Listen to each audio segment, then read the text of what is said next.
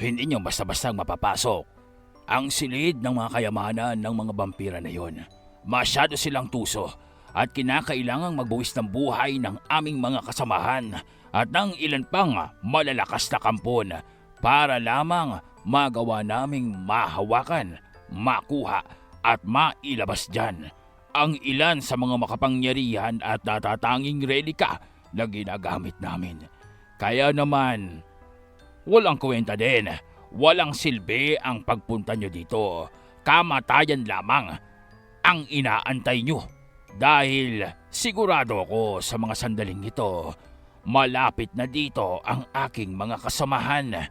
Malapit na kayong mapuksa ng aking mga tagasunod at ng mga protektor namin. Yan ba nasa isipan mo lang o sadya mo talagang sinasabi sa amin? Nalilito na kami sa iyo eh. Buiset, malamang sinasabi ko sa inyo, kaya nga tinatakot ko kayo, di ba? Paano kayong matatakot kung sa isipan ko lamang sasambitin ang mga sinabi ko? Malamang ngayon, natatakot at natataranta na kayo. Diyan na lang kayo sa kailaliman. Dito lamang ako sa kaibabawan at aantayin ko ang pagdating ng aking mga kasamahan. Paalam! Oh, boy, loko. Gagawa ka pa ng alingaw-ngaw hindi namang umaalingaw-ngaw yung boses mo. Mahana ka nga dyan. Kala ko naman napakalalim ng pupuntahan natin. Mababaw lang naman to eh. Kayang-kaya pa natin tong akyatin. Yan ay kung hindi magsasara itong daanan. Umay, Peringkolas, tingnan mo, nagsasara na yung daanan. Paano pa tayong aalis dito? Tingnan mo naman yan, luko-luko talaga yung kampo na yan. Nadaya tayo, nadaan tayo sa mga kwento-kwento at sa pagtatanga-tangahan niya. Yun pala, meron talaga siyang plano para sa atin. Anong gagawin natin? I'm so scared of the dark. Isa ka din naman eh. Masyado kang patola. Ano ka ba? Nakaligtaan mo na ba? May mga kakayahan tayo. Isa pa. Let there be light. O kita mo, ang liwanag ng apoy na ginagamit ko. Huwag ka nang matakot, baby boy. Nandito naman si Kuya Kulas mo. Teka nga, asan ba tayo? Bakit parang napakalamig naman dito? Sa palagay ko, isa ito sa mga trapdoors, mga patibong na inilagay dito upang hindi malapitan ng kung sino mang may interes sa mga kayamanan ang silid kung saan itong naroroon. Pero paano naman nating lalapitan yun? Kita mo nga, ang hirap-hirap at merong kalasag na nakaharang. Hindi ba? Sabi ni Drago, kung sino man ang daraan doon, tatanda kahit pang immortal. Kahit yata tong si Senyor Ibarra pag dumaan doon magiging uugod-ugod. Paano nating papasukin yun? Pera na lamang kung may magsasakripisyo sa atin para makuha yung mutya ng hunyango sa loob. Isa pa, sa palagay ko napakalawak nun. Parang isang mall Ang lawak ng silid. Saan naman natin hahanapin yung nag-iisang mutya ng hunyango? Paano natin malalaman na yun na yung mutya ng hunyango? Sisigaw ba siya? Meron ba siyang pangalan? Isa pa yan sa maaaring maging challenge sa atin. Ang matagpuan at matukoy kung ano nga ba ang tunay na mutya ng hunyango sa loob. Dahil walang malinaw na deskripsyon at paglalarawan sa mga librong nabasa ko sa mahabang panahon ng aking pananaliksik tungkol sa kung ano nga ba ang tunay na itsura ng mutya ng hunyango. Hindi mo bang natanong kay paring Haring Yawa? Paring Zen? Hindi mo bang tinanong dun sa haring yun kung anong itsura ng mutya ng hunyango? Para naman malaman natin at makuha kagad. Alam mo, silid yan ng kayamanan. Ibig sabihin nun, hindi lamang ang mutya ng hunyango ang naririyan. Napapaisip tuloy ako kung paano nailagay ng hari ng mga waya yung mutya ng hunyango dyan. Napakahirap ng daanan. Paano niyang nailusot yun sa mga kampon?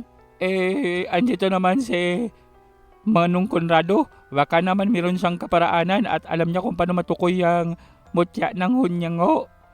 Manong, alam mo ba, may ideya ka ba kung paano namin makukuha at ma-identify kung ano talaga ang itsura ng mutya ng hunyango? At paano ba namin yung malalaman sa dami ng mga kayamanan sa loob? Meron ba mga bawal gawin? Mabuti naman at naitanong nyo. Akala ko hindi nyo nang isasangguni sa akin ng mga bagay-bagay. Alam ko naman nakakailanganin nyo ko dito. Kaya nga nag-aantay lamang. Ang dami naman ng buladas mo. Ang tagal mo namang sagutin yung tanong ni Paring Imino. Gusto lang naman naming malaman kung alam mo ba kung paano matutukoy kung ano ang itsura ng mutyan ng hunyango. Bakit hindi mo pang sabihin? Ang dami mo pang pasikot-sikot. Ay, hindi ko alam kung ano ang tunay na itsura ng mutya ng hunyango dahil alamat nga yan. Pero matutulungan ko kayo para mas mapadali ang paghahanap dito. Dahil ang mutya ng hunyango, kagaya ng iba pang mutya, ay nagkakaroon ng reaksyon sa likidong ito. Ano yan? Lana para sa mga aswang? Kukulo pag meron? Hindi. Ang konsepto ng botelyang ito ay pareho din sa lana na pangontra sa mga aswang. Yun nga lang, hindi sa aswang nagkakaroon ng reaksyon ang likidong nasa loob, kundi sa mga mutya na nasa lagpas ng antas ng kakayahan ng mga ordinaryong mutya. Ibig kong sabihin, mga mutya na maaaring napukaw sa ika-4 na antas pataas. O di kaya naman, mga pambihirang mutya na nag-iisa lamang sa mundong ibabaw. Kagaya ng mutya ng hunyango. Batid ko, lampas pa ito sa ika-6 na antas ng pagpukaw at nag-iisa lamang sa buong kasaysayan. Wala nang iba pang mutya ng hunyango. Kaya naman, kung ako sa inyo, bili nyo na to sa murang halaga lamang. Ang problema natin dito, sa tingin ko ang unang kailangan nating asikasuhin ay kung paano tayong lalabas sa madilim na lugar na ito. Alam mo ba kung ano ang silid na napuntahan natin? Alam mo ba kung saan tayong dinala ng patibong ng kampo na yun? Kung ba iaalis mo kami dito at maibabalik mo kami kung saan naroroon ang silid ng mga kayamanan, wala tayong pag-uusapan pagdating sa presyo. Nakahanda akong magbayad, magkano man yan. Yan ang gusto ko. Madaling kausap. Negosyante kang ang tunay, senyor. Alam mo ang pasikot-sikot ng pagnenegosyo at pagkita ng pera. Pwes, yaman din lang naman na kinumpirma na ni Senyor Ibarra at alam ko naman na totoo siya sa kanyang mga binibitawang salita. Hayaan yung sama-sama nating hanapin ang daanan palabas. What? Anong sama-samang hanapin? Ibig sabihin, hindi mo din alam kung saan ang daanan palabas dito? Aba, ngayon lang akong nahulog sa patibong na ito. Malamang hindi ko alam. Pero huwag kayong mag-alala. Dehins yan problema. Meron akong kagamitan. Gastos na naman yan. Lahat ng kilos dito may karampatang bayad, kaukulang, sentimo. Hindi ko naman libreng nakuha ang mga kagamitang ito. Binubuwis ko ang buhay ko sa pagpapagala-gala sa dungeon araw-araw para makakuha ng mga bagay na kapaki-pakinabang. Kaya naman, dapat lamang na mapalitan ito ng pera. At naroroon ngang inilabas nitong si Mang Conrado ang isang uri ng tilabang flashlight. Ngunit makaluma ang disenyo nito at makikita ang ilang mga simbolo ng sinaunang karunungan at teknolohiya. Ang liwanag na ito o ang liwanag na nagmumula dito ay direktang nagtuturo sa daanan papalabas. Ito ay sa kadahilanan na hinahanap ng liwanag mula sa aparatong ito ang lagusan o ang mga lugar na may espasyo. Sa madaling sabi, kapag ang daanan ay hahantong lamang sa kawalan o sa dead end, hindi itong pinipili ng liwanag at nagtutungo ito sa ibang direksyon. Kaya naman makikita nilang kumukurba ang liwanag mula sa aparato at naroroong sinuysoy ang lahat ng mga sulok, lahat ng mga lagusan, hanggang sa ang isang lagusan sa pinakadulo ang itinuro nito kung saan pumirmi ang liwanag. Kita nyo na, ang sabi ko naman sa inyo, epektibo ito ang aking mga kagamitan. Mabuti na lamang pala at may dala ko nito. Tayo na, dito ang tamang daanan. Amazing yung flashlight niya, ano? Bagay sa'yo pa rin, Kulas. Kasi madalas kang mawala. Dapat ganyan ang flashlight mo. Pero naman, in case of emergency at hindi mo nang alam kung saan kang dadaan, di ba, madali mo lang makikita ang daan pabalik. Paano kung umaga akong mawala? Hindi rin magamit yan. Aantayin ko pa bang maggabi para makauwi ako? Ikaw talaga Paring Imino. Wala kang tiwala sa aking kakayahan sa mga navigation na yan. Aba, kahit bang isang beses ko lang makita ang mapa, pikit pa ako. Alam ko kung saan ang daanan. Pero, aaminin ko, I must say, magaling itong si Mang Conrado pagdating sa mga kagamitan niya. Hindi kumukupas ano. At naroroon ngang narating nila ang hangganan. Naiwasan nila ang napakaraming patibong sa silid na iyon na kung sakasakali, kung sa kanilang mga sarili lamang ang ginawa nilang paglalakbay at pagtuklas kung saan ang tunay na daanan papalabas doon, maaaring makanakamamatay na mga patibong ang kanilang nahantungan. Mga bagay na mabilis na naiwasan nila dahil na rin dito sa ekspertong kaparaanan nitong si Mang Conrado.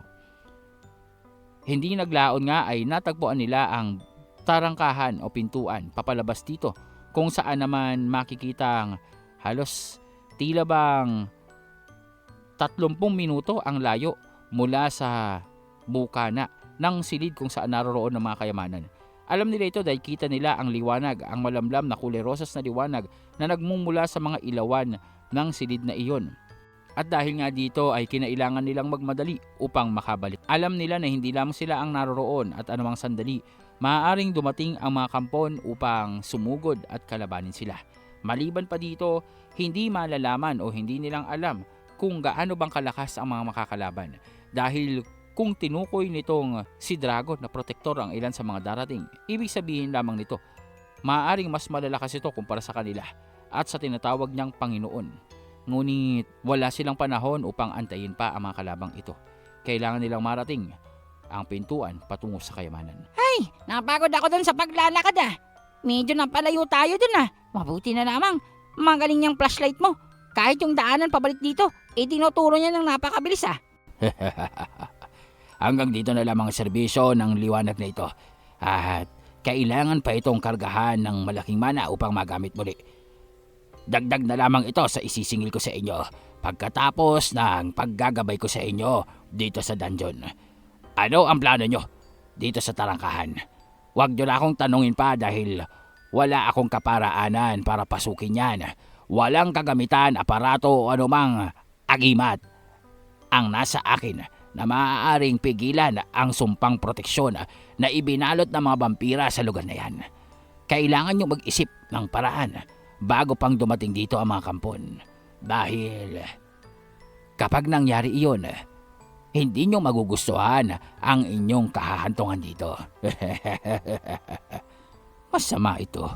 Pala isipan kung paanong madidisarma ang proteksyong harang ng mga primordial sa kanilang kayamanan. Wala akong matandaang nabasa ko tungkol dito.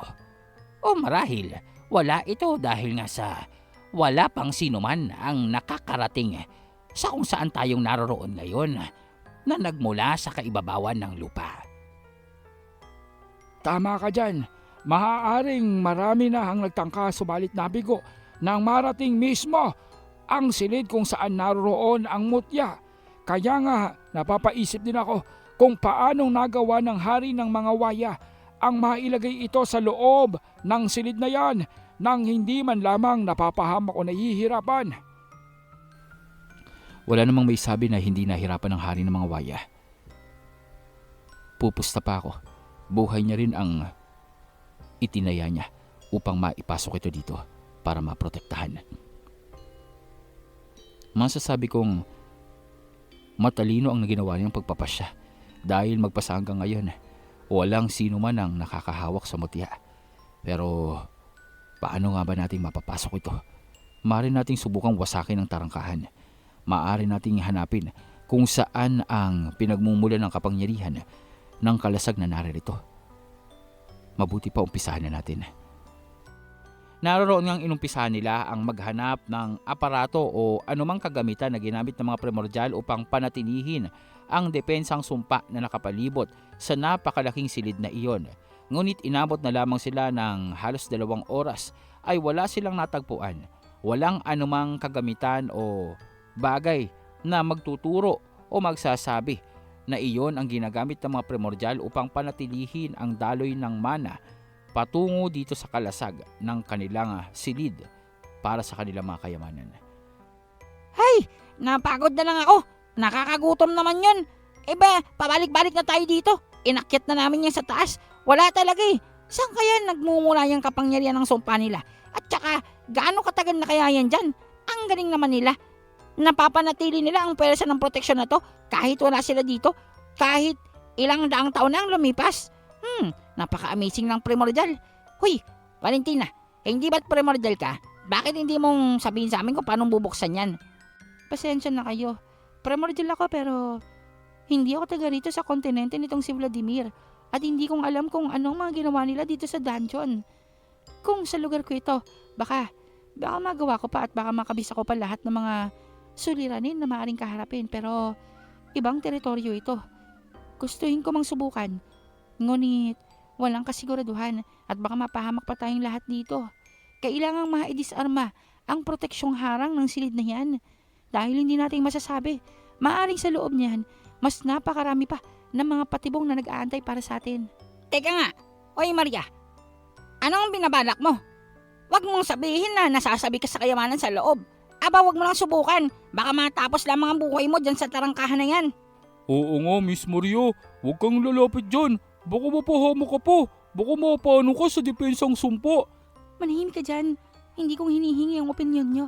Isa pa, namumroblema kayo dahil lang sa tarangkahang ito. Akala ko naman, maaasahan kayo.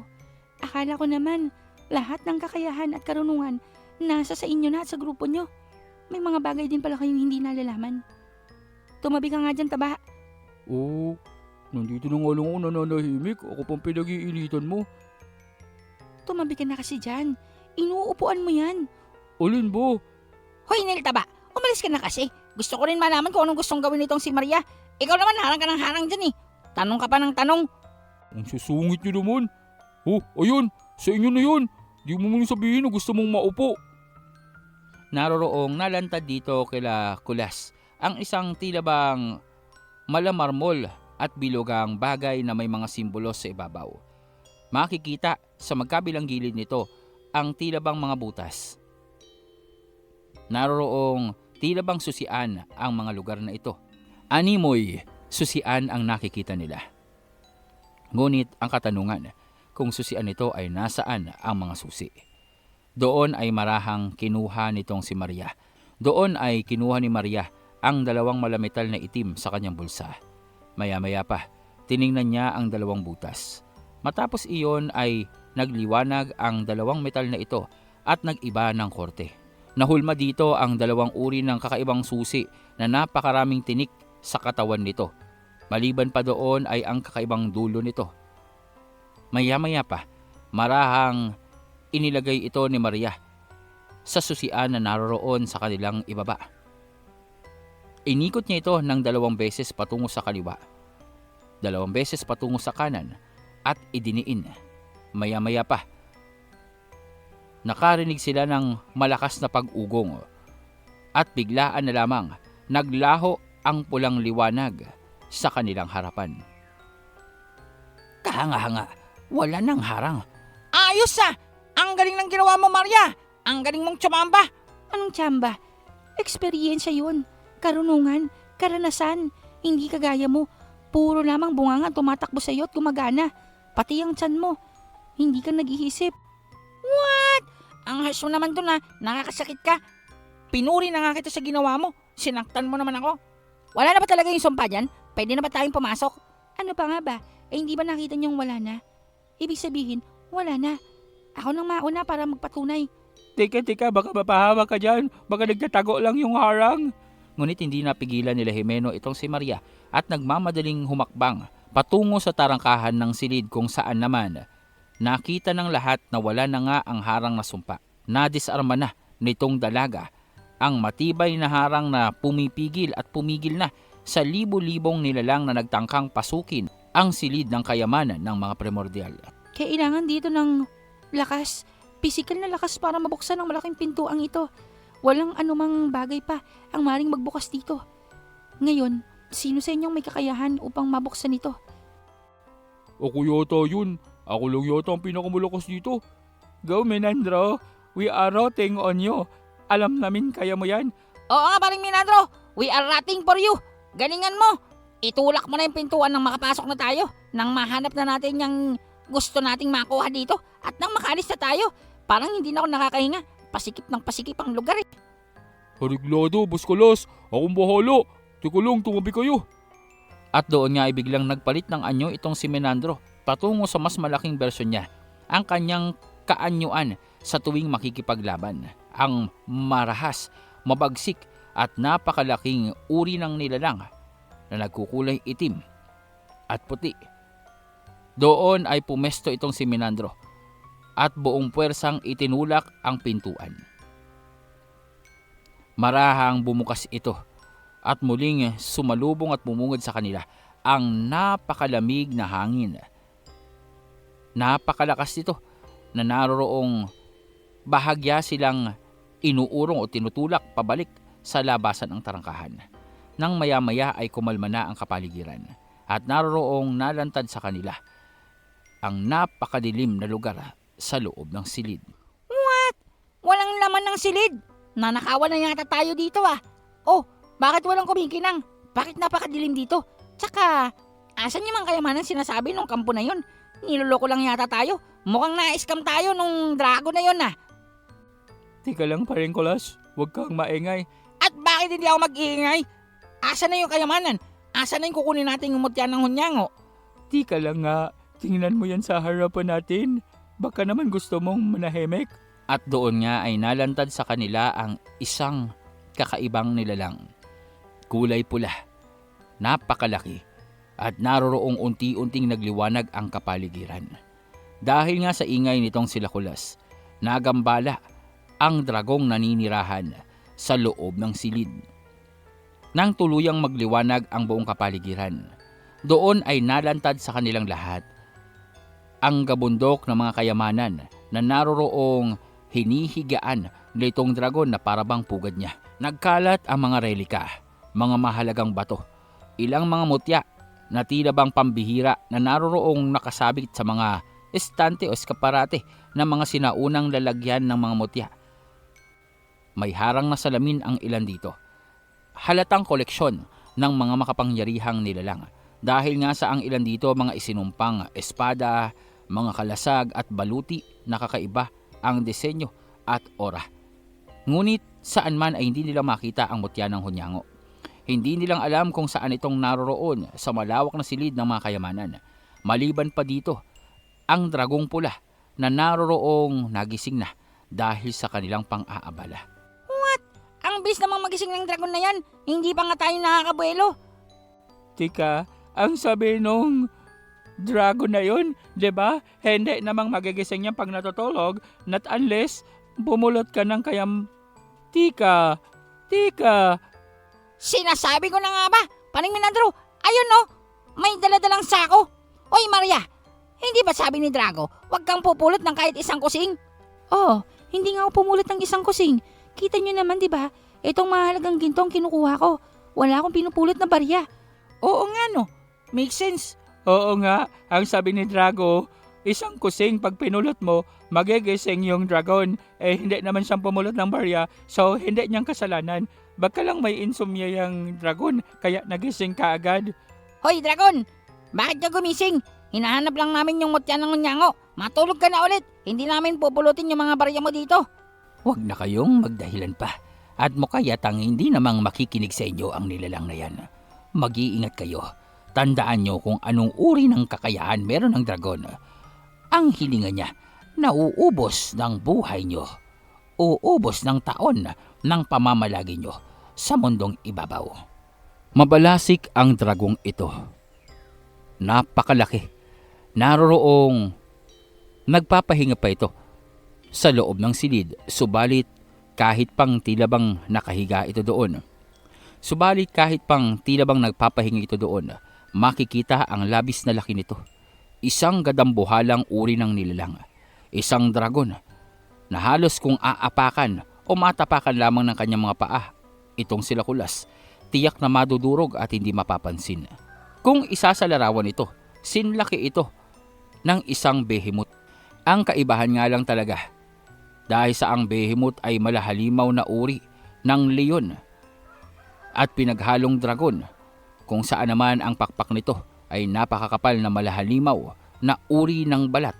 Ngunit ang dragong kaharap nila ay nagkukulay pula, Maliban pa doon ang mahabang nguso nito at ang makapal na kaliskis sa kanyang katawan. Bawat kaliskis ay tila bang mga diamanteng kulay pula. Napakakintab at tila bang mga salamin na kulay pula. Kung iisipin, tila isang napakalaking uri ng diamante itong dragon dahil na rin sa kanyang depensang baluti ang kanyang kaliskis.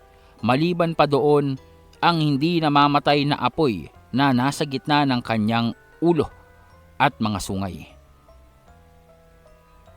Marahan itong kumilos. Umangat ang buntot at pumaikot sa kanyang kinaroroonan. Maya-maya pa, marahan itong tumayo at naroroong nagpakawala ng katakot-takot na pagsigaw. Kasunod nito ay ang pagbubuga niya ng tila bang kulay asul at pulang uri ng hangin. Alam nitong si Lezen na ito ang tinutukoy ni Drago. Kaya naman agad na itinaas nila ang lahat ng depensang alam nila upang maprotektahan ang buong grupo mula dito sa sumpa. Matapos iyon, ang kanilang depensa ay nakita nilang naging kristal, nanigas at maya-maya tuluyang nawasak. Ngunit dahil dito, nawala din ang hangin na naroroong bumabalot sa kapaligiran. Tila bang nagsama ang kanilang depensa at ang hanging ibinuga ng dragon at parehong nakansila. Dahil doon, muling tila bang nag-ingay itong dragon. Isang nakakabinging madagundong na pag-angil. Kasunod nito ay ang paglalakad niya patungo dito kay Lezen. Yumayanig ang buong kapaligiran at naroroong nang matapat na ito sa mga antingero. Huminto ito at tinitigan sila. Magsasalita kaya ang isang yan? Ang laki. Parang kanina pa shy type yata.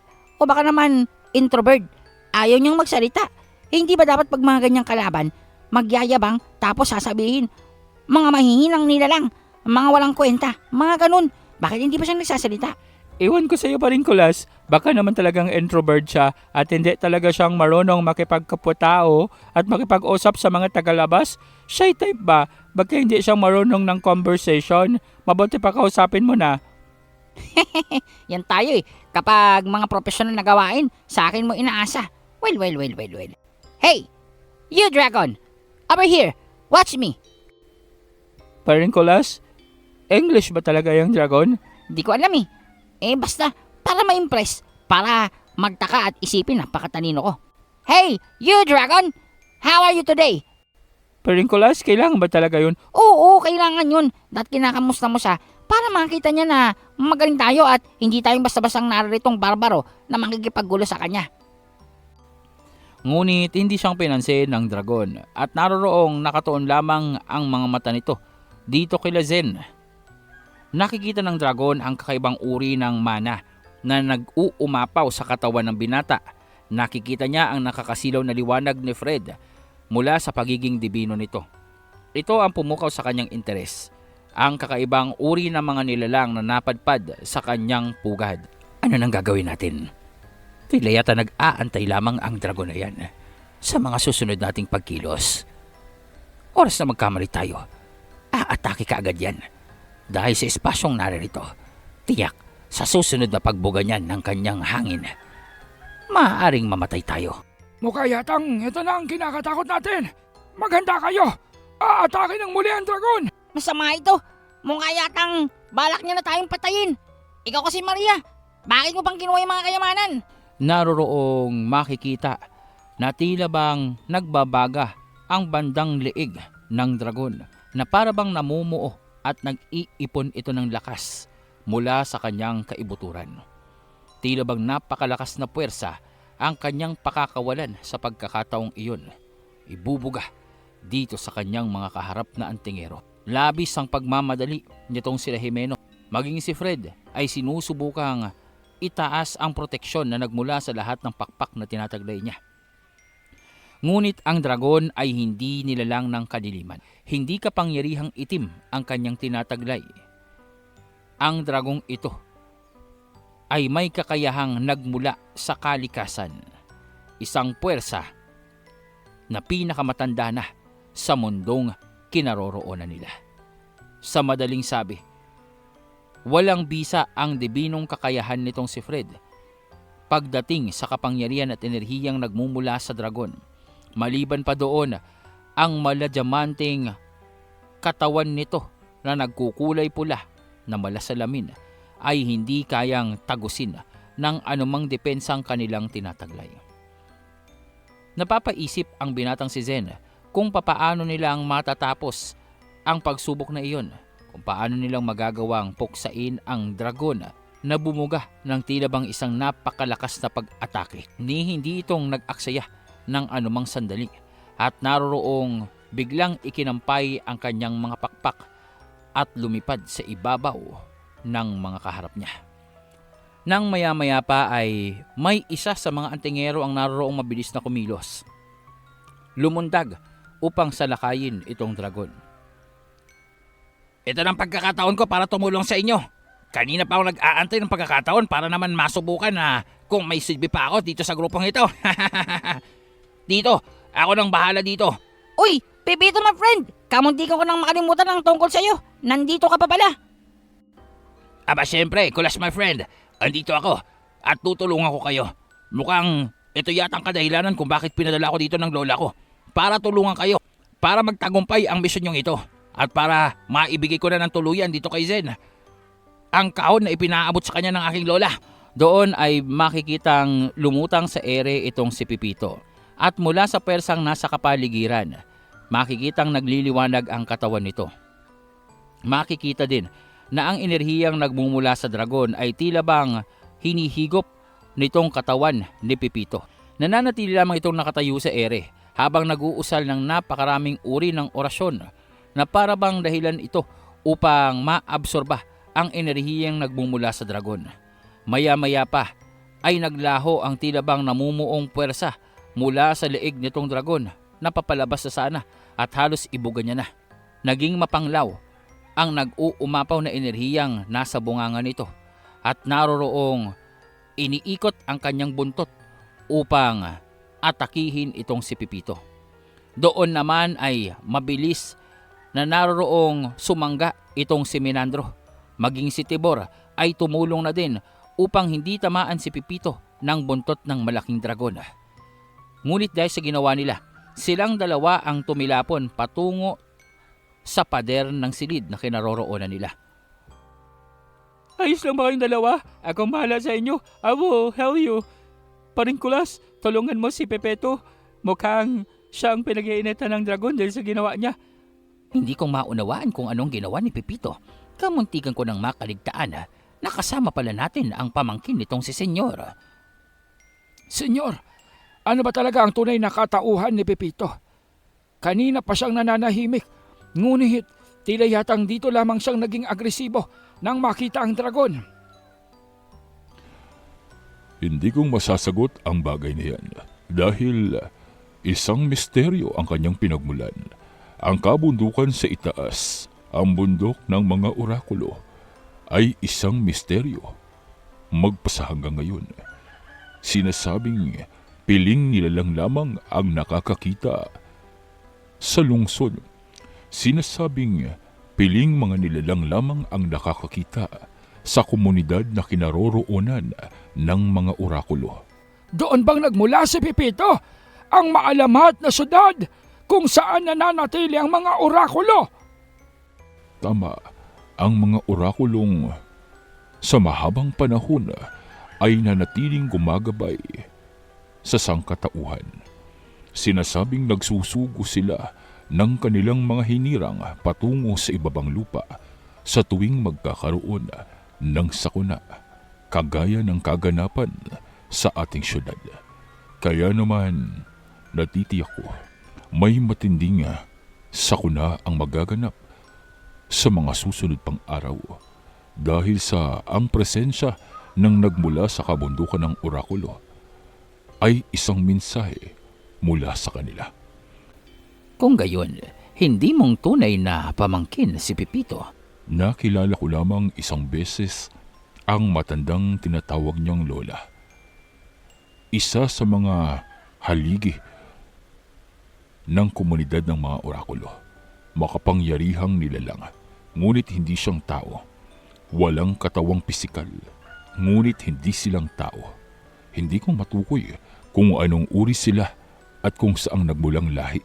Subalit ang kanilang angkan, ang kanilang komunidad, ay naririto umiiral sa mundo upang panatilihin ang balanse sa mga kaganapan ng sibilisasyon.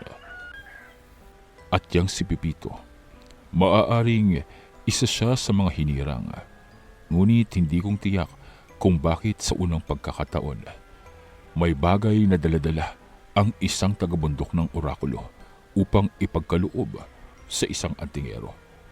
Kung gayon, maaari kaya at posibleng ang tinutukoy na kahon nitong si Pepito ay naglalaman ng enerhiya, kapangyarihan, karunungan o di kaya naman mensahe mula sa mga orakulo.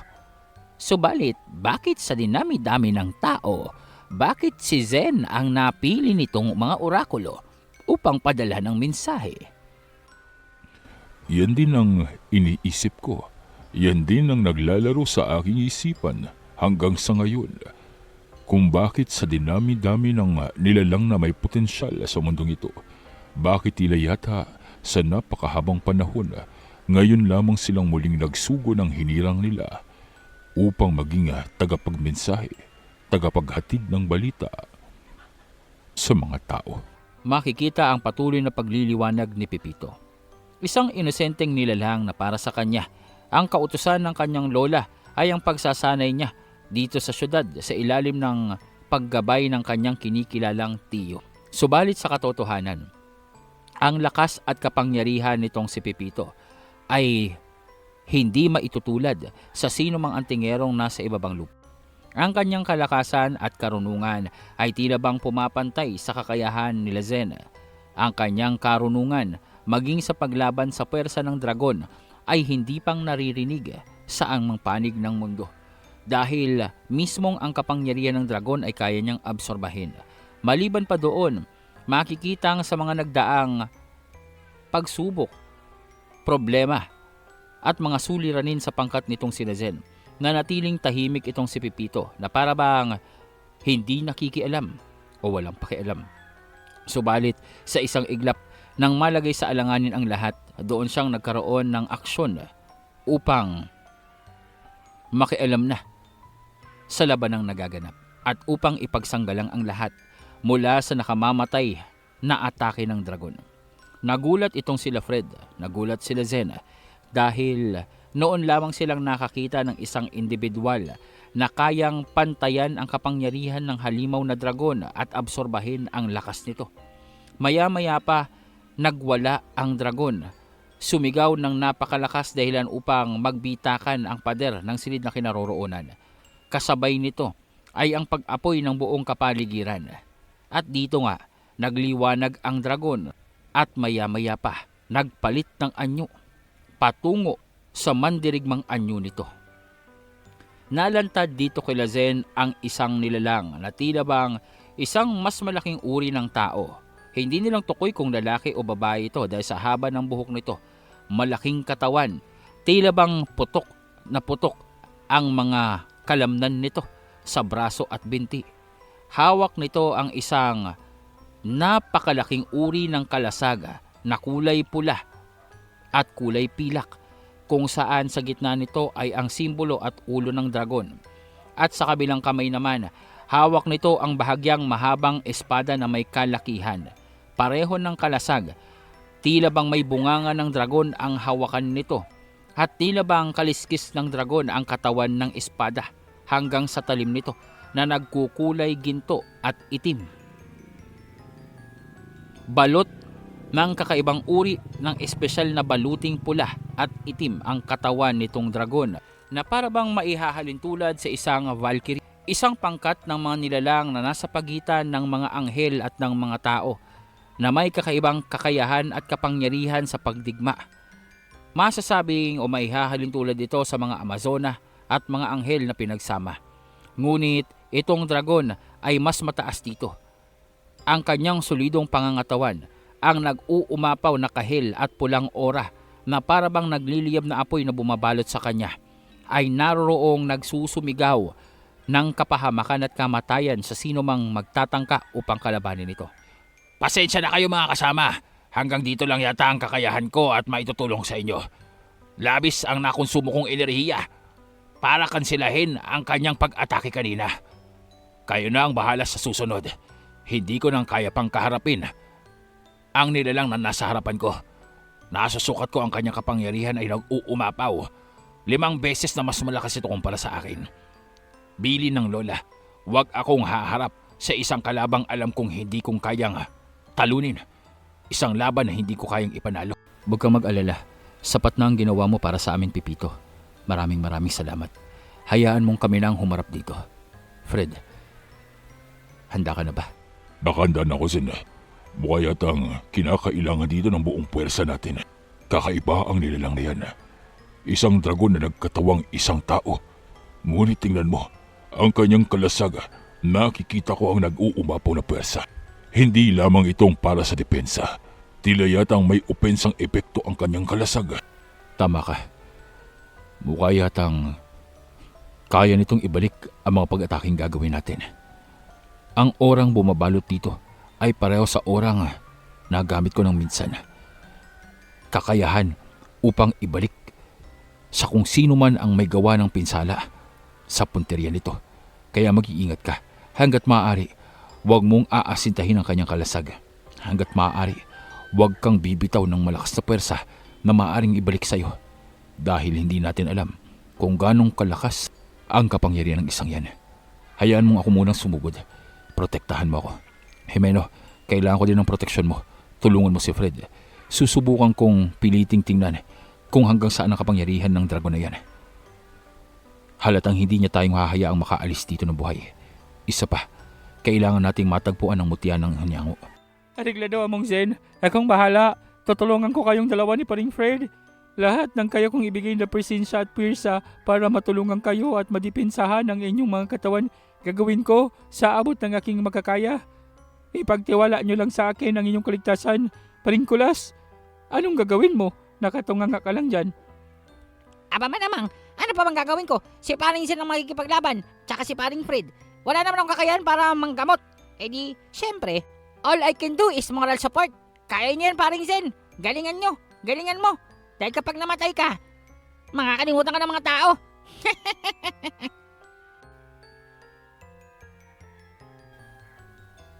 Muling nagpakawala ng kakaibang enerhiya itong dragon na para bang nagsasabi na hindi siyang kakayanin ng mga antingero.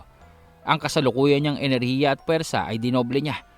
Labis ang bigat sa pakiramdam ng mga antingero dahil sa nag-uumapaw na presensya nitong dragon sa buong kapaligiran. Bahagyang umaangat ang mga bagay at bato sa kapaligiran maging ang ilang mga ginto at kayamanang naroroon dahil na rin dito sa kapangyarihan ng dragon. Bigla-biglaan na lamang itinaas ng dragon ang hawak niyang espada. Nagliwanag ang kulay pulang bato na nasa espada at naroroong matapos iyon, umulan ng apoy sa kapaligiran. Mabilis naman na inilabas nitong si Mang Conrado ang isang uri ng aparato na nang ibagsak niya sa lupa. Naroroong nagsilbi ito na tila bang isang uri ng payong na liwanag kung saan naman nagagawang maglaho ang mga apoy sa tuwing tatama dito. Manatili lamang kayo kung saan ako naroroon kung ayaw niyong matustan ng apoy na yan. Nagbabaga at nakakatunaw ang ulan ng apoy na pinakawalan ng dragon. Ngunit hanggang nananatili itong aking kagamitan dito, hanggat hindi itong nababasag, mananatili tayong ligtas. Yan ay kung magagawang tapusin kaagad ng mga kasamahan nyo ang dragon, kung magagawa nila. Dahil kung sakasakaling mabigo sila, siguradong lahat tayo dito ay matutupok. Nag-uumpisa ng mag-init ang kapaligiran. Nag-uumpisa ng pagganahin ng dragon na yan ang tunay niyang kapangyarihan. Ang silid na ito ay maaaring matunaw anumang sandali kapag nag-umapaw na ang presensya ng dragon. Kailangan nila Zen ang mapigilan ang nilalang na yan. Kailangan nilang mapuksa ang dragon bago pang bumagsak sa atin. ang bulalakaw na yan. Sambit nitong si Sir Ed at makikita ang espiritual na enerhiya na nasa itaas nila. Nagbabaga ng kulay pula at puti na naroroong unti-unting namumuo gamit ang enerhiyang tinitipon nitong dragon patungo sa kaitaasan. Kasabay nito ay ang pagdedepensa niya sa kanyang sarili nang umatake na itong si Zen. Agad na pinalitaw ni Zen ang kanyang mga espiritual na patibong sa kapaligiran na sabay-sabay na sumabog. Dahilan upang mabalot ng maitim na usok ang kapaligiran. Kasabay nito ay ang paglabas ng kampilan nitong si Zen, ang itim at kulay puting uri ng kampilan kung saan naman nababalot ng tila bang itim na apoy. Mabilis itong inihataw nitong si Zen sa dragon, ngunit kagaya ng inaasahan. Naroroong itinaas ng dragon ang kanyang kalasag, dahilan upang parang maramdaman ni Zen na naroroong nayanig ang buo niyang katawan nang bumalik sa kanya ang enerhiya at puwersang ginamit niya upang sana tapusin ang dragon. Tumilapon itong si Zen, ngunit agad naman siyang pinigilan sa pagkilos nitong si Jimeno gamit ang kanyang kapangyarihan at naroroong makikitang nagliliwanag ng berde ang katawan ni Zen dahil sa pagpapahilom na ginagawa nitong si Jimeno. Agad na nanumbalik ang lakas ni Zen at nawala ang mga sugat at gasgas niya sa katawan at naroroong muling sumugod patungo sa dragon. Ayaw bigyan nitong si Zen ng pagkakataon ng dragon upang makaporma, makakilos at atakin ang kanyang mga kasamahan. Dinoble niya ang dami ng mga patibong na naroroong nasa paligid ng dragon. Kasabay nito ay ang paglikha niya ng kanyang mga ilusyon. Bawat isa ay nagtataglay ng mga kampilan at bawat isa may kanya-kanyang pwersa na nagmula sa kanya. Sa bisa ng kapangyarihan ng mutya ng aswang at ng general na puti, mas lumakas ang kanyang mga ilusyon at para bang ang kapangyarihan at kakayahan nito ay mula sa orihinal. Kaugnay nito, tinawag ni Zen ang kanyang Fenrir upang magsilbing proteksyon niya, tagapagbantay mula sa likuran niya. At panghuli ay ang Volture na sa pagkakataong iyon, ginamit ni Zen bilang kanyang kalasag. Isang solidong kulay pulang makinis na kalasag na tila bang kaliskis ng isang dragon ang gamit nitong si Zen. Ito ay upang depensahan ang kanyang sarili sa mga pagbuga ng enerhiyang sumpa nitong dragon mula sa kanyang espada at kalasag. Makikita kasi nakakaiba ang manang pinapakawalan ng kalasag at espada nitong dragon sa tuwing aatake siya. Maihahalin tulad sa hininga nito na kayang patandain ang anumang uri ng may buhay sa isang iglap lamang. Ito ang sinasalong puwersa nitong kalasag. Ngunit makikitang baliktad ang epekto nito sa Volture. Dahil sa halip na mas tumanda siya at mas humina, tila bang mas lumalakas ang Volture. Ang kalasag ay mas tumitibay, mas kumikinang at mas nagiging makapangyarihan. Ito ay sa kadahilanan na nagiging kalakasan at pagkain ng Volture ang oras na kinukuha sa kanya. Ang oras na mabilis na pinapalipas ng kapangyarihan ng dragon sa buong katawan ni Zen ay naroroong tila bang isang pista para dito sa Volture. Dahilan upang ang kulay pulang kalasag ay unti-unting magliwanag ng asul at maya-maya pa maging isang matinding puwersa ng itim na kalasag na naroroong binalot ang buong katawan ni Zen. Mula sa konsentrasyon ng depensa sa pagiging kalasag nitong binata, nagawa ng Volture ang balutin ang buong katawan nitong si Zen ng isang proteksyong baluti na kulay pula na nagmula sa kapangyarihan niya at natipong enerhiya mula naman dito sa dragon. Sa pagkakataong iyon, naging buo at 100% ang proteksyong tinatanggap nitong si Zen mula sa Volture. Dahilan upang mawalan ng bisa ang mga pag-ataking ginagawa ng dragon sa kasalukuyan. Ngunit nang mapansin ng dragon na wala ng silbi pa sa katawan nitong binata ang kanyang mga pag-ataking ginagawa, biglang nagbago ang kanyang aura. At naroroong ang kanyang kalasag ay nawala, maging ang espada, at pumalit ang isang napakalaking palakol. Ang hawakan nito ay nagkukulay itim na makintab at ang uluhan nito kung saan naroroon ang talim, animoy bunganga ng dragon na naroroong nagbabaga, umaapoy ng dilaw at kuryenteng puti. Marahan itong bumalot sa buong katawan ng dragon na sa kasalukuyan ay nasa anyo ng isang mandirigmang tao. Kung titingnan, Tila bang parehas sila nitong si Zen na balot sa baluti at proteksyon. Kakikitaan lang halos nagbabangga ang enerhiya at antas ng presensya. At naroroon nga na sa kauna-unahang pagkakataon, umabante itong dragon at siya na mismo ang sumalakay. Sa pagkilos nito, naroroong lumitaw ang espiritual na kapa sa kanyang likuran na naging pisikal na anyo ng isang depensa. Isang mahabang kapa na napakakapal at naroroong nagliliwanag dahil na rin sa enerhiya nitong dragon. Ang epekto nito ay pangkalahatang proteksyon sa buong katawan ng dragon, pisikal at espiritual. Sa madaling sabi, kaya nitong absorbahin at harangin anumang pakawalang pag-atake nitong si Zen. Nagawang madetermina ng dragon na ang tinataglay na kapangyarihan ni Zen ay kayang higitan ang kanyang kakayahan. Kaya naman nag-umpisa ng kumilos ang dragon bago pang tuluyang gamitin nitong si Zen ang kabuuan ng kapangyarihang tinataglay ng Volture. Nagbanggaan ang palakol at ang espada nitong si Zen, ang itim na kampilan kontra sa malaginto na bungangan ng dragon na palakol. Kasabay nito, sa tuwing lalayo itong si Zen, inihahampas nitong dragon ang kanyang palakol sa lupa o sa sahig kung saan naroroon ang silid at gumagawa ito ng napakalakas na enerhiya at puwersa na sumasalakay dito kay Zen. Makikita ang pagbibitak-bitak ng sahig, ngunit matapos iyon, bumabalik lamang ito sa dati kapag natatapos ang pag-atake ng dragon. Tila bang kasama sa epekto ng kapangyarihan ng dragon ay ang patandain o paghilumin ang isang bagay o may buhay. Patuloy ang pag-atake ng dragon. Nag-umpisa ito na itaas ang kanyang kaliwang kamay habang iniikot ang palakol at biglang binagsak ng magkasabay sa sahig. Ito ay lumikha ng tila bang replika ng kanyang sarili. Kagaya ng ginawa ni Zen ng mga ilusyon, lumikha ng ilusyon ang dragon kung saan sa bilang ay may kabuuang 7 uri ng iba't ibang kulay ng nilalang na katulad ng orihinal na dragon. Sabay-sabay itong nagtaas ng kanilang mga sandata. Nagliwanag ang dulo ng mga sandatang ito at naroroong pinag-isa patungo sa pinaka-orihinal na dragon na naroroon sa harapan ni Zen. Samot-sari ang kulay ng bola ng enerhiyang namumuo dito.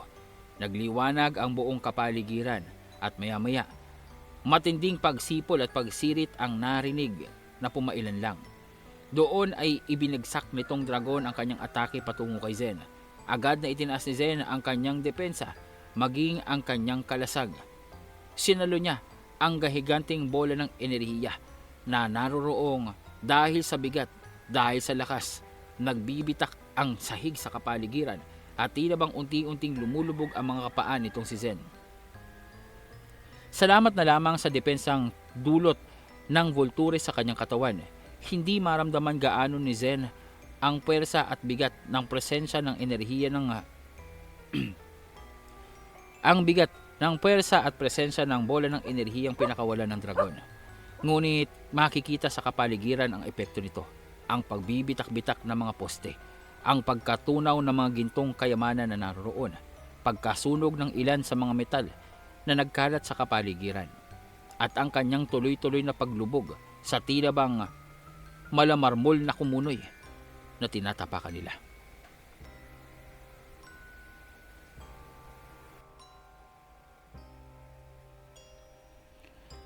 Doon ay tuloy-tuloy na nga ang ginawang pag-atake ng dragon at hindi nang huminto pa. Hindi na nitong nilubayan pa itong si Zen at agad nang ibinagsak ang bola ng enerhiyang inipon niya sa itaas ng silid. Mula sa gahiganting bola ng enerhiya sa itaas, naging maliit na tila bang bola ito ng purong puting enerhiya na naroroong sumalakay kay Zen. Matapos iyon, isang matinding pagsabog ang naramdaman sa kapaligiran.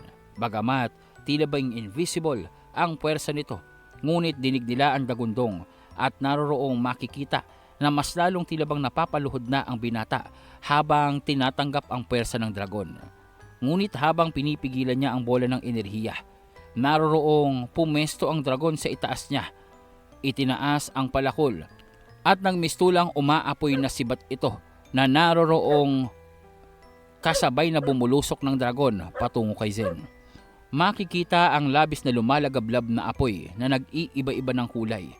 Naroroong papatama na sa binata na kasalukuyan namang hirap sa pagpigil sa enerhiyang ibinato ng dragon sa kanya. Masama ito. Ang dami ng pag-ataking ginawa ng dragon kay paring Zen. Mukhang wala siyang balak na panalunin itong kumpadre natin ah. Paring Meno, galingan mo ang proteksyon mo. Ito na, ginagawa ko na nga ang lahat ng ginagawa kong kaya ko. Tingnan mo, nagno-nosebleed na nga ako. Bakit hindi mong ipagsanggalang si Among Zen habang pinipigilan niya yung pursa? Pwede namang tumulong, hindi naman bawal yon. Ngunit agad nang kumilos itong si Fred upang salubungin ang dragon at ang kanyang sibat. Alam niyang magiging alanganin nito kay Zen kung sakasakaling sabay-sabay na magpatong-patong ang ginagawang pag-atake.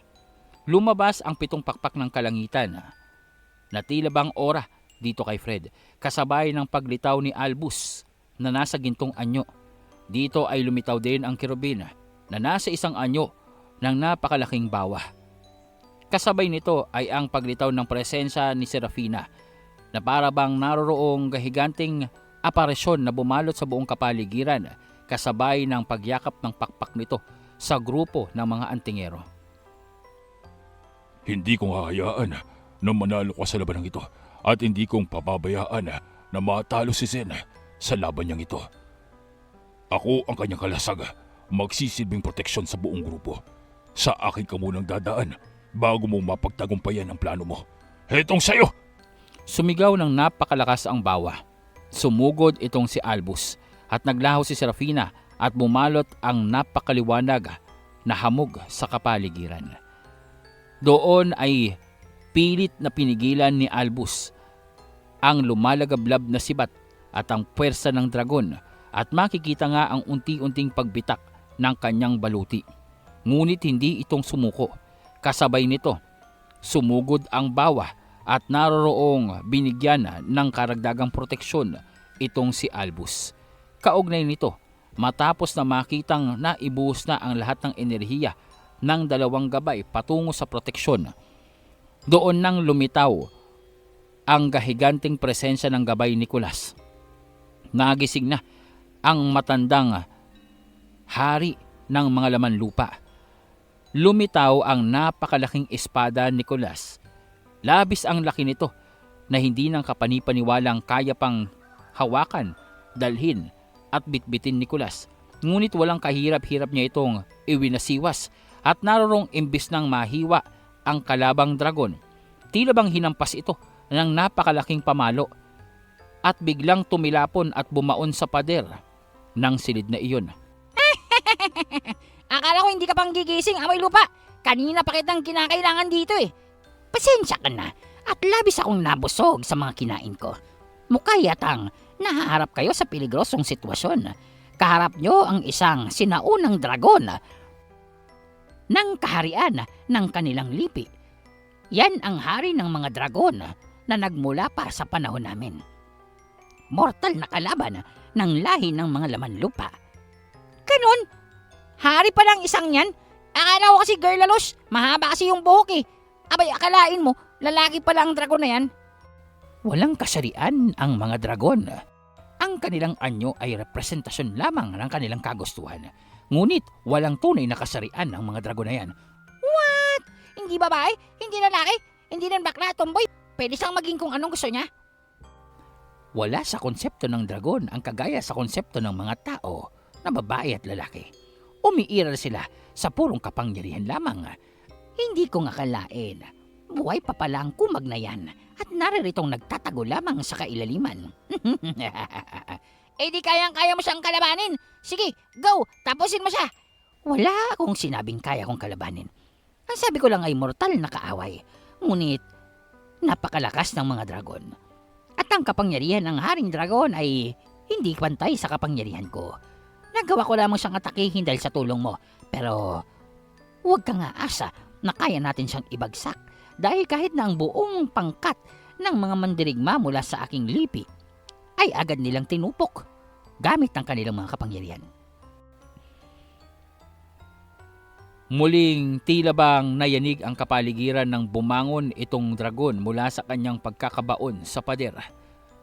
Agad na bumalik sa pakikipaglaban at naroroong tinawag ang 100 palakol na nagliliwanag mula sa itaas ng silid at ibinagsak patungo dito sa mga antingero. Ngunit sa pagkakataong iyon, nagawa ng makansilan nitong si Zen ang bola ng enerhiyang ibinato sa kanya. Agad na lumitaw ang mga portal na bilugang uri ng lagusan at tila bang naging harang upang saluhin ang lahat ng palakol. Naglaho ang mga ito. At kasunod nito, lahat ng 100 palakol na mula sa dragon ay ibinato ni Zen, ibinagsak patungo mismo sa dragon. Dahilan upang kapusin sa oras itong dragon upang depensahan ang kanyang sarili. Naroroong ang kanyang buntot ay nahiwa. Tumama sa kanang braso niya ang ilan dito at naroroong nagtamo ito ng labis na sugat. Makikita ang pagdurugo ng katawan ng dragong mandirigma at naroroong unti-unting lumapag sa kalupaan. Pumpanot! Kalain mo yon? Sarili niyang atake ang magpapabagsak sa kanya. Ang galing mo dun paring Zen ah. Ang sariling pwersa ng dragon na mahirap tagusin ng depensa, ang ginamit mo para pinsalain siya. Napakahenyo talaga natin. Apir! Kung hindi natin siya kayang kalabanin at mapinsala gamit ang ating puwersa, siguro logical lamang na gamitin ang sarili niyang kapangyarihan sa kanya. Dahil tiyak na magdudulot ito sa kanya ng pinsala at hindi nga ako nagkamali. Fred, maraming salamat sa depensa mo. Nagkaroon ako ng sapat na oras upang maabsorba ang enerhiyang pinakawalan niya. Ito ng pagkakataon natin para pabagsakin ang isang yan.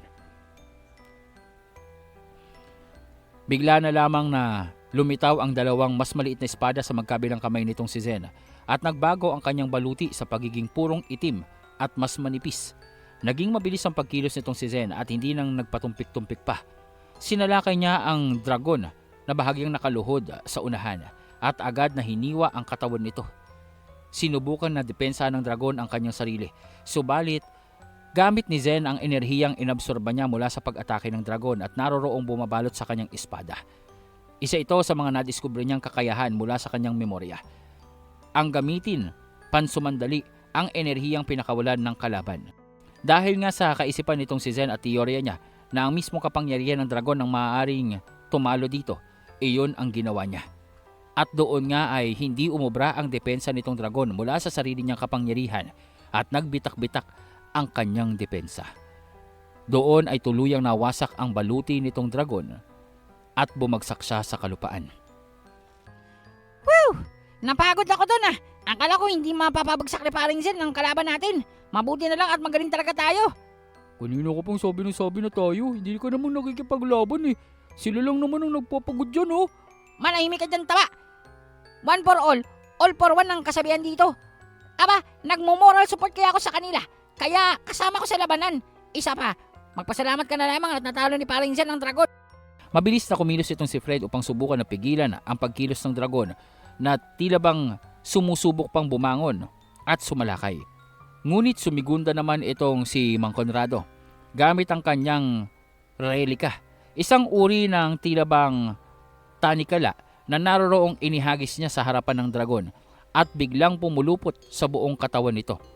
Napigilan nito ang nilalang sa pagbabalik nito o pagpapanumbalik sa kanyang anyo bilang dragon. Nanatili ito sa malataong anyo niya na naroroong hindi magawang magpumiglas at hindi magawang makawala sa tanikalang gumapos sa kanya. Mabuti na lamang pala at daladala ko ito. Ang tanikala na ginagamit ng mga sinauna upang manghuli ng mga dragon. Gamit yan, hindi niya nang makakaya pang bumalik sa kanyang anyo bilang dragon. Madali kayo, kailangan nyo lamang na makuha ang kristal na nasa noo niya upang hindi niya nang magamit pa ang kanyang kapangyarihan. Mabilis ngang kumilos itong si Zen upang kunin ang tila bang palamuting kristal na nasa noo nito na para bang korona. At doon ay bigla na lamang naglaho ang nag-uumapaw na enerhiyang nasa kapaligiran nila. Nanamlay ang dragon at nahirapang kumilos. Maya-maya pa, naging kristal ito at naglaho. Doon ay makikitang nagliliwanag na naiwan ang isang uri ng porselas. Isang tila bang kristal na porselas. Manipis lamang ito na nagliliwanag. Maya-maya ay bigla na lamang itong lumapit patungo kay Zen at naroroong gumapos at pumulupot sa kanyang braso. Kasabay nito ay ang paglalaho nito. Malas, di ko nakuha. Anong ibig sabihin nun? Bakit parang dumikit kay paring Zen yung malaporselas na yun? Tapos bumuon sa katawan niya. Nalason ba si paring Zen? Nagkakamali kayo. Iyon ang espiritu ng dragon. Dahil sa natalo siya ng kasamahan nyo, sumuko ito sa kanya. Pero mag-iingat kayo. Hindi ibig sabihin na sumuko ito at sumapi sa kanya. Kinikilala na siya nito. Maaaring kaparaanan lamang ito ng dragon upang muling magpalakas at gumanti sa tamang panahon. Ngunit hindi pang natatapos si Mang Conrado sa kanyang mga sinasabi, ay tilang napaluhod itong si Zen at nanghina. Doon ay muling lumabas ang liwanag ng dragon at tila bang lumutang sa harapan ng binata. At makikita nila na nagbago ng anyo ang porselas na ito.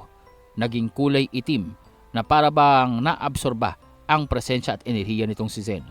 Maya-maya pa ay hinawakan ito ng binata. Dumaloy ang napakalakas na kuryente sa kanyang katawan na halos magpahina at magpahimatay sa kanya. Ngunit tinagalan niya ito, tiniis niya kahit pang makikitang naroroong nagpuputok-putok na ang ugat sa kanyang katawan at naroroon ang mga sugat at galos niya. Animoy napakalakas na boltahe ng kuryente ang dumadaloy sa kanyang katawan at pilit siyang pinapahirapan. Ngunit hindi niya itong ininda at patuloy na hinawakan ang porselas. Maya-maya pa, kumalma ang enerhiya nito at nalantad sa kanila ang porselas na tila bang dragon na itim at pula ang itsura. Walang kaalam-alam ang mga naroroon na ang hawak-hawak nitong si Zen ay mismong ang mutya ng hunyango na hinahanap nila. Ang mutya ng hunyango na sa pagdedepensa ng kanyang sarili ay kumuha ng anyo bilang hari ng mga dragon. Napagtagumpayan pa rin ito ng pangkat nitong sila Zen sa tulong-tulong na atake nila dahil sa kanilang pagtutulungan.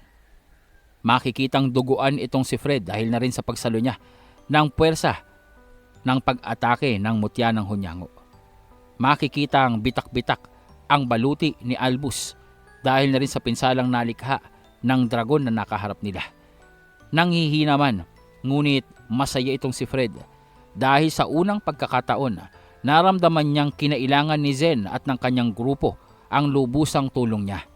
Naramdaman niya na nagkaroon ng silbi ang kanyang malakas na dibinong kapangyarihan maliban sa kanyang sarili, at nakita niyang muli ang mga ngiti sa labi ng kanyang mga kasamahan. Ito ay tila bang pumawi sa kanyang pagod at sakit na nararamdaman mula sa atake ng dragon. Maging si Jimeno na naroroong halos lupaypay na at nauubos na ang kapangyarihan sa pagpapahilom sa mga sugat ng kanyang kasamahan ay bahagyang nakahinga ng maluwag.